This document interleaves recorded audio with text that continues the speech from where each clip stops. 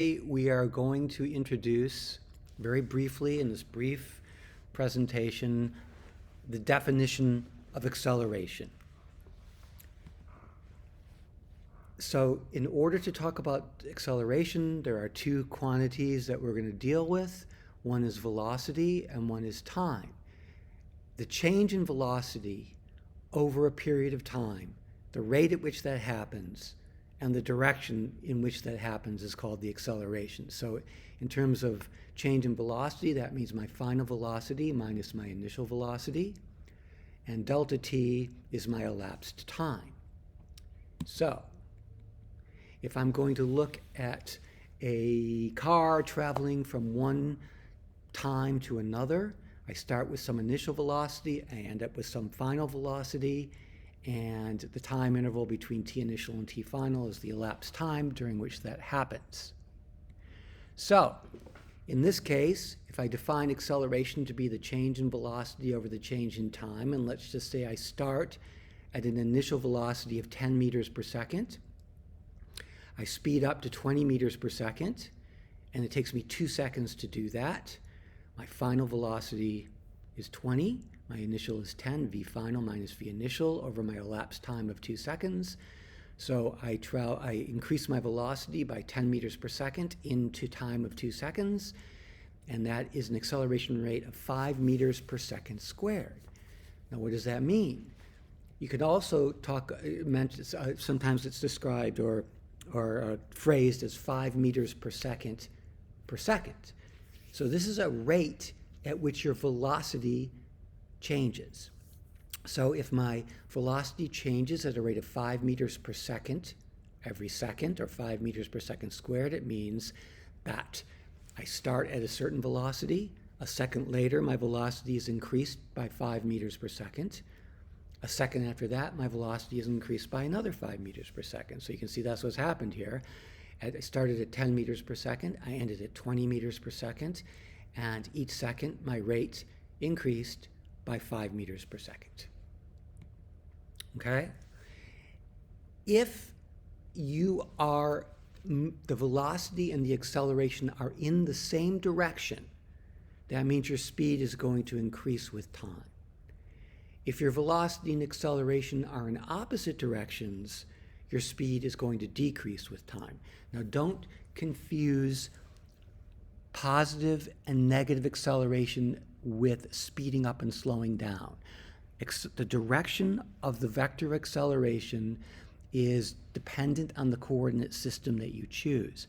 So if you call to the left negative and you're speeding up to the left, you have a positive acceleration. We'll talk about that more in class as well. But again, direction of acceleration is relative to a coordinate system, and it doesn't necessarily mean you're speeding up or slowing down. Although I always know that if my acceleration and velocity are in the same direction, the speed's going to increase. If my acceleration and velocity are in the opposite direction, my speed's going to decrease. Here's an example where my speed is increasing. I have an initial velocity of negative 10 meters per second and a final velocity of negative 20. It's really the same situation as we just saw, but in the opposite direction. And now my acceleration is negative 5 meters per second squared, which means I'm speeding up in the negative direction at a rate of 5 meters per second every second. Okay? So here's a series of questions I want you guys to go through. Jot down your answers, and we will discuss them in class. So I'm going to go quickly through the questions. Have a look at them.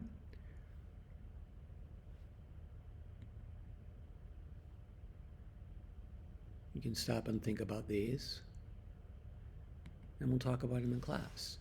Now, we defined average acceleration before, but we can also define instantaneous acceleration in the same way we defined instantaneous velocity, and it's the rate of change of velocity per time as the time interval goes to 0. And in the same way that we talked about it before, the slope, not of a position time graph, but if I take a velocity time graph, the slope of the velocity time graph is the acceleration. So if I want an average acceleration from point P to point Q, this blue line would represent the average, because that's delta V change in velocity, over delta t, change in time. That is the definition of average acceleration. That would be the average acceleration between these 2 points. The instantaneous acceleration would be the slope of the velocity time graph, not average between 2 discrete points, but the slope of the tangent line at the point in question. So this point right here, I actually have a negative acceleration. My rate of change of my velocity is basically increasing in the negative direction. The average from P to Q is an average positive acceleration. Okay, so the instantaneous acceleration of an object at an instant in time equals the slope of the tangent line on the VT graph. Okay, so a couple more questions so that we can discuss these when we meet. So just have a look through each one of these graphs and interpret them according to the question, and we will discuss. Okay, we can also describe the motion visually with something called a motion diagram. And basically, the motion diagram, you basically draw a vector arrow for the quantities that you're interested in. So here is a car, and you show an object at different times in the motion. So here's a car. Get that arrow back. This car is moving forward, and each one of these is a successive time. So there's time 0, time 1, time 2, times 3, times 4. And this velocity arrow, the length of the arrow represents the velocity, and you can see here we have a situation where we have 0 acceleration and constant velocity, because the rate of if I were to describe a situation of constant velocity and I wanted to make a motion diagram, I just draw a velocity vector at each time interval, at each instant in time that is identical to the one before. And so that's a motion diagram for something moving at constant velocity. Now, if something has an acceleration, let's say it has a constant acceleration in the positive direction, each one of these represents equal time intervals between each one of these pictures. And we know that it's going to travel further each, say, second as it accelerates, because it's moving on average faster.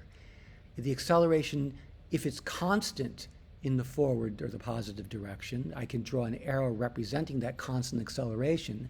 But we know if the acceleration is constant, the velocity will continually increase as we go forward in time. And so the velocity vector gets longer every increment.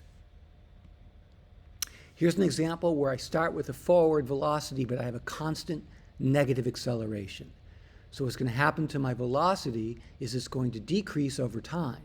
Now, if this acceleration continued in the negative direction, then eventually this thing is going to turn around and speed up in the negative direction. But with a car, usually what happens is you come to a stop and you don't put it in reverse to continue your acceleration. So this is an example of a constant negative acceleration during the motion that we're looking at. The velocity continually decreases according to that acceleration.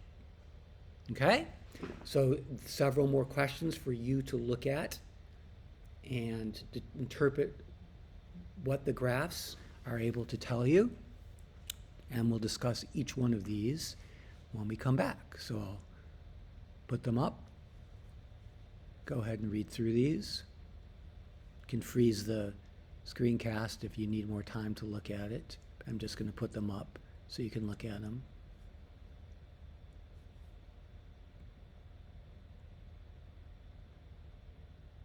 Okay.